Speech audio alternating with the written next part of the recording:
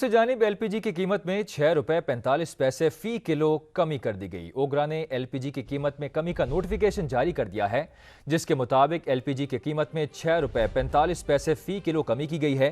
LPG की नई कीमत 250 रुपए 33 पैसे हो गई। घरेलू सिलेंडर की कीमत 76 रुपए कमी के बाद 2954 रुपए हो गई।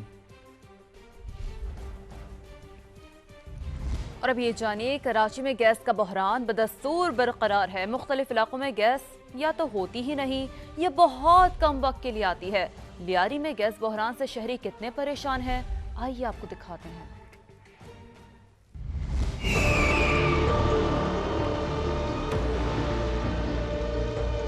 गैस सिलेंडर भराता है, लकड़ी लेता है, सुबह नहीं है, शाम को नहीं है। रमजान के महीने हम लोग को घर में चूल्हा नहीं जलता है।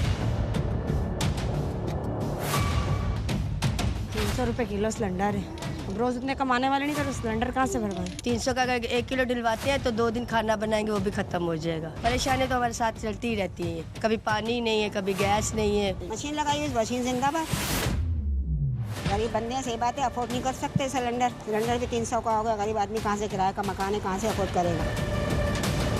वोट के लिए आए थे, फिर आज तक पता नहीं इनका चेहरा का रंग कौन सा है, भी हम लोग को पता ही भूल गए, इनका चेहरा भी हम लोग को। वोट के लिए सब लोग आते हैं, चाहे जो भी हो, पीपल्स पार्टी हो, एमक्यूएम हो, चाहे मुस्लिम लीग हो।